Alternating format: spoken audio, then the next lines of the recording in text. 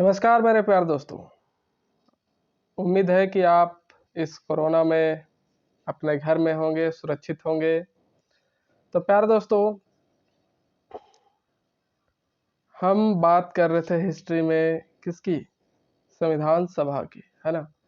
Last video में हमने चर्चा किया था प्यारे दोस्तों, संविधान सभा का किस तरह से मांग रखा गया ब्रिटिशर्स के सामने, और उसी मांग के तहत जो है 1942 ईस्वी में आया था क्रिप्स मिशन। तो प्यारे दोस्तों, आज हम यही क्रिप्स मिशन के बारे में पढ़ने वाले हैं जो 1942 में आया था भारत।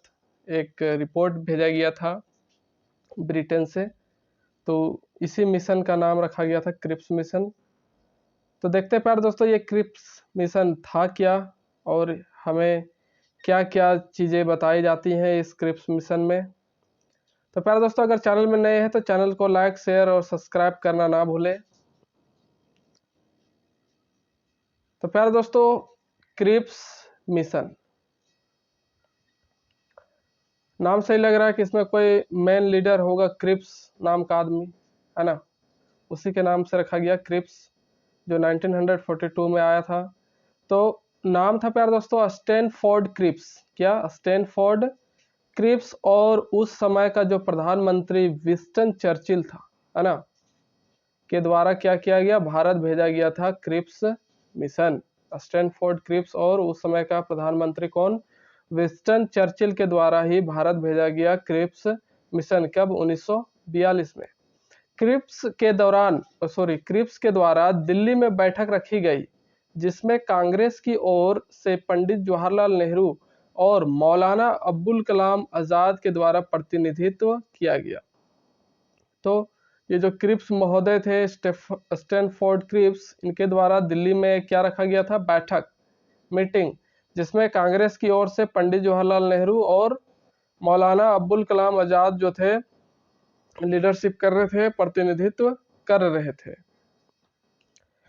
क्रिप्स द्वारा क्रिप्स मिशन में यह बताया गया कि युद्ध विराम के बाद भारत को स्वतंत्र कर दिया जाएगा और भारत के जितने भी प्रांत हैं वे अपनी इच्छा अनुसार भारत के संग में जुड़ सकते हैं या अलग हो सकते हैं। तो ये मीटिंग में रखा गया प्यारे दोस्तों कि भारत देश में जितने भी क्या है प्रांत हैं वे अपनी इच्छा अनुसार भारत के संग में जुड़ सकते हैं, है ना, या फिर अलग भी हो सकते हैं। ये निर्णय रखा गया या फिर ये मीटिंग में बताया गया, किसके द्वारा? क्रिप्स के द्वारा।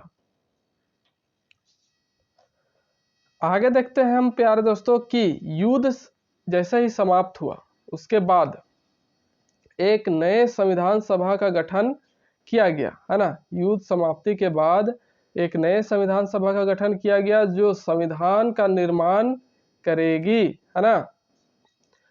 ये बताया गया क्रिप्स मिशन में कि जैसे ही युद्ध समाप्त होगा तो वैसे ही एक संविधान सभा का गठन किया जाएगा जो संविधान का निर्माण करेगी। प्रांतों को संविधान को स्वीकार करने या अपने लिए अलग संविधान बनाने का अधिकार होगा। ये क्रिप्स मीटिंग में रखा गया, क्रिप्स बैठक में बताया गया कि जैसे ही युद्ध समाप्त होगा तो संविधान सभा का गठन के लिए, निर्माण के लिए एक सभा का गठन किया जाएगा, संविधान बनाने के लिए संविधान सभा का गठन किया जाएगा, है ना। और प्रांतों को भी बताया गया कि संविधान को स्वीकार करने या फिर अपने लिए अलग संविधान बनाने का भी उनको राइट होगा, अधिकार होगा। यह भी कहा गया कि मुस्लिम लीग को भारतीय संघ को स्वीकार करने या स्वीकार नहीं करना यह भी अधिकार होगा, है ना। मुस्लिम लीग जो था उसे भी यह अधिकार दिया गया कि आप या तो भारतीय संघ को स्वीकार कर सकते हैं या फिर नहीं भी कर सकते हैं, ये अधिकार दे दिया गया था मुस्लिम लीग को। यह भी कहा गया कि जब तक नए संविधान का निर्माण नहीं हो जाता तब तक भारत पर ब्रिटेन का ही शासन रहेगा। और यह भी बताया गया कि नए संविधान के निर्माण तक ब्रिटेन का ही शासन रहेगा। कहाँ? भारत पर। आगे है मेरे प्यारे दोस्तों कि इस मिशन से ऐसा लगा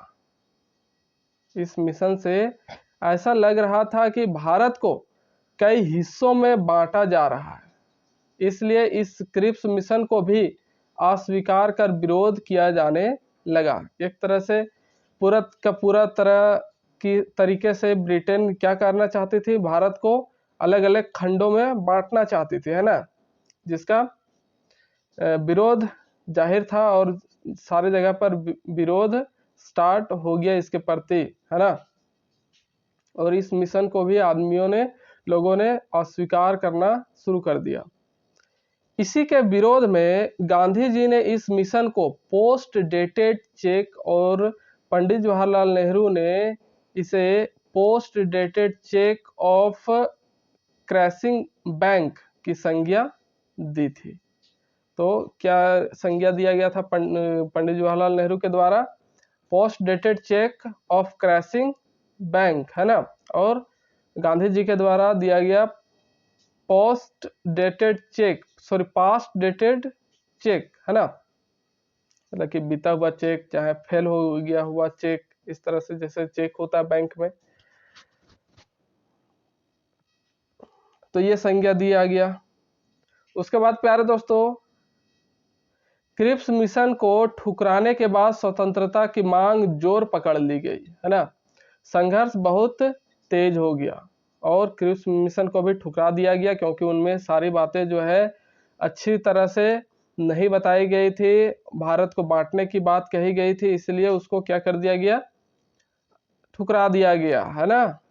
और स्वतंत्रता के लिए जो संघर्ष चल रहा था वो और तेज हो गया। मुस्लिम लीग ने भी 1940 के लाहौर अधिवेशन में स्वतंत्र पाकिस्तान की मांग कर चुकी थी, और 1940 जो था प्यारे दोस्तों लाहौर अधिवेशन कांग्रेस का, उसमें मुस्लिम लीग ने क्या किया था, स्वतंत्र पाकिस्तान का मांग कर लिया था।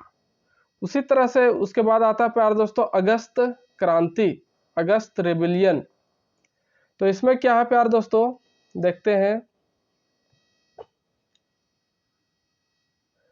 कि क्रिप्स मिशन के विरोध में, किसके विरोध में, क्रिप्स मिशन के विरोध में अगस्त क्रांति की शुरुआत हुई।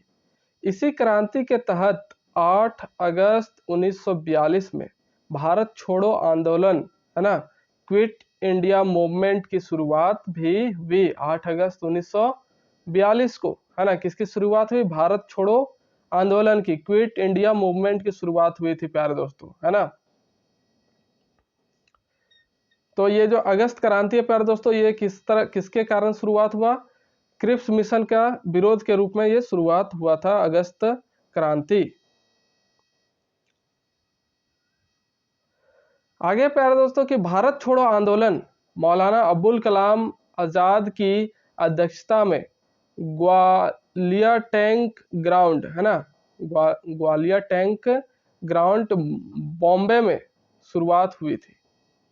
भारत छोड़ो आंदोलन किसके अध्यक्षता में, मौलाना अबुल कलाम आजाद की अध्यक्षता में ग्वालियर टैंक ग्राउंड पर शुरू हुआ भारत छोड़ो आंदोलन। कहाँ, बॉम्बे से शुरुआत हुई थी इसकी। उस समय भारत का वायसराय था लॉर्ड लिनलिथगो, है ना। इसी आंदोलन के तहत गांधी जी ने डू और डाई, करो या मरो का नारा दिया था।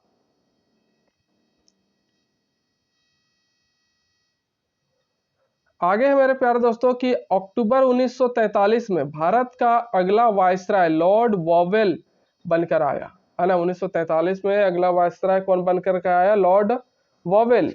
1945 में ब्रिटेन क्राउन के द्वारा भारत में एक योजना को भेजा गया जिसे वेवेल योजना, वेवेल प्लान कहा गया।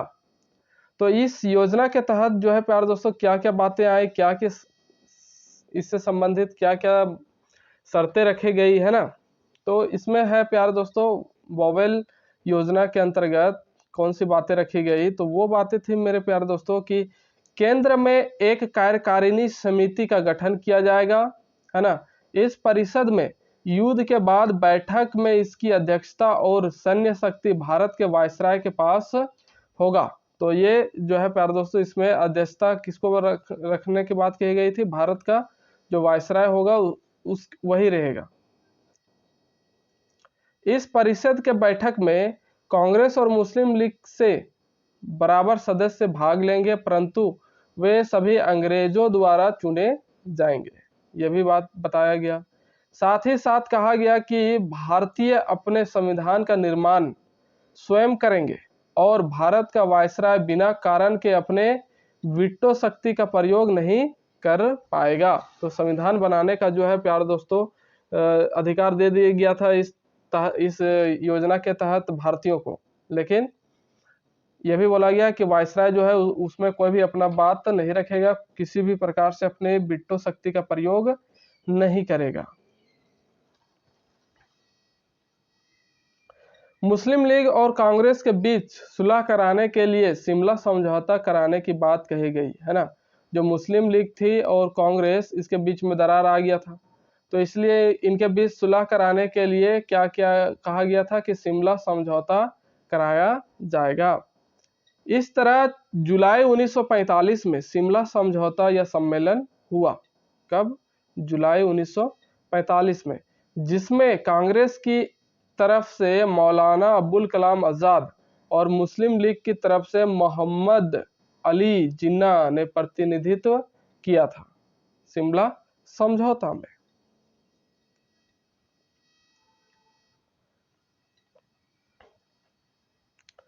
कांग्रेस ने अंग्रेजों के इस प्रस्ताव को स्वीकार किया, परंतु मुस्लिम लीग द्वारा इसका विरोध किया गया और अंग्रेजों द्वारा मुस्लिम लीग के सदस्यों को चुने जाने की बात को अस्वीकार किया गया, है ना।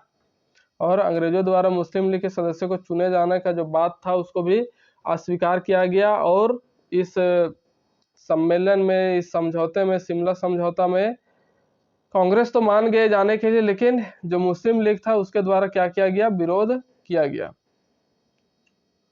और इस बात को लेकर मुस्लिम लीग ने कहा कि यह हम निर्णय लेंगे कि कार्यकारिणी समिति के मुस्लिम लीग से कितने सदस्य होंगे और कितने हों, जिसे कांग्रेस द्वारा अस्वीकार किया गया। अब इस तरह से हुआ कि पहले तो बात रखा गया था कि कांग्रेस ही उस कार्यकारिणी समिति का क्या अध्यक्ष होगा, वायसराय, और सदस्यों का भी चुनाव वही करेगा, लेकिन मुस्लिम लीग जो है इसका विरोध करते हुए कहा कि कार्यकारिणी समिति में जो है मुस्लिम लीग के जो भी सदस्य होंगे वो और कितने होंगे इसका निर्णय खुद मुस्लिम लीग करेगी, जिससे कांग्रेस जो था वो खफा हो गया, है ना, जिसको कांग्रेस ने क्या किया? अस्वीकार किया।